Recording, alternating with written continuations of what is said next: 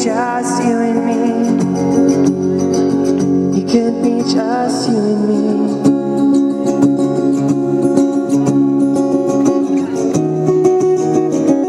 What's up, everyone? This is K.Short. Welcome to Phoenix Rising. I'm out here in Scottsdale, Arizona. Don't ask me how I'm here, but I am. And I passed by this gentleman playing amazing music for the city, and I was like, you know what? I have my equipment. Why not do an on-the-street interview? This is about to happen. So I know nothing about him. We're going to get to know him today. So your name is? My name is John. All right, John. So we're going to just start from the beginning. And I learned that he's born and raised in Phoenix. Y'all know I'm about that Phoenix life. So this is going to happen. So give us a short version as to a little bit about growing up in the area and how you got into music.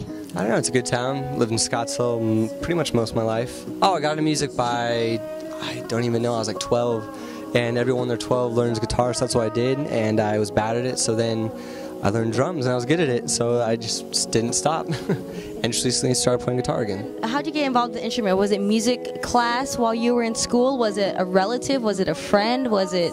My dad played guitar like all when I was growing up, but he never taught me anything. He just did. I honestly don't remember. I think it was just all my friends. We all started playing guitar, and they were all a lot better than me until I started playing drums, and I was good at that though. So then, who gave you the drumsticks? Is the question. I had to make my parents let me get them. So.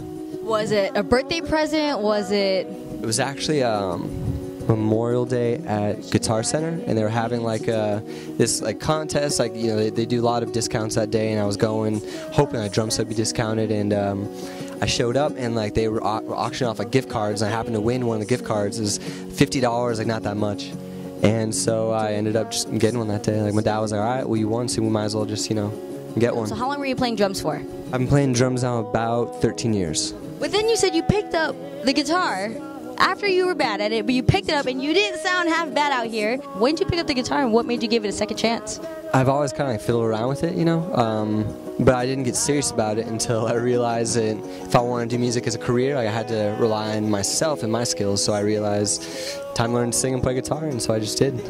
But you said that you were in a couple bands, a few bands, a lot of bands. How has that experience been, particularly in Arizona? Probably pretty similar to other places in the world.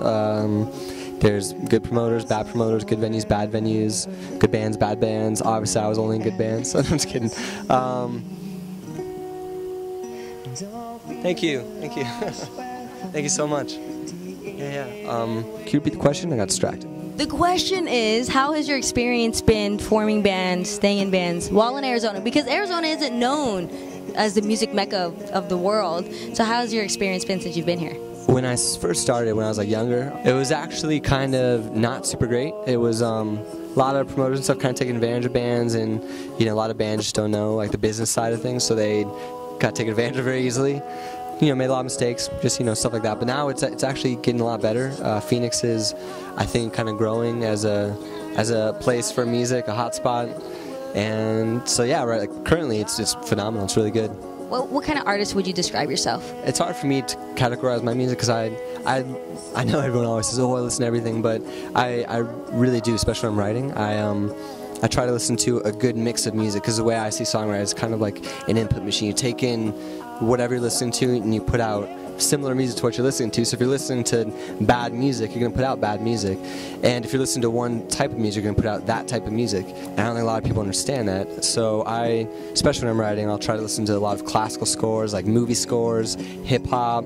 I love reggae, that's my favorite. Folk music, you know, indie rock, like all over the board. So my music is a blend of all of that, but it's a little more heavily on the reggae side, and I'd say like probably pop and like kind of folk, I guess. I don't really know.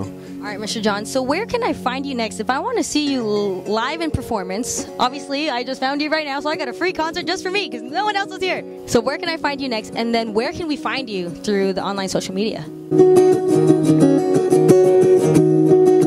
Now I'm going on my way. that I didn't mean to take.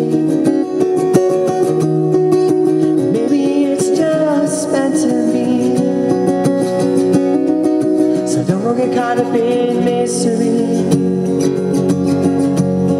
No, don't get caught up in some mystery.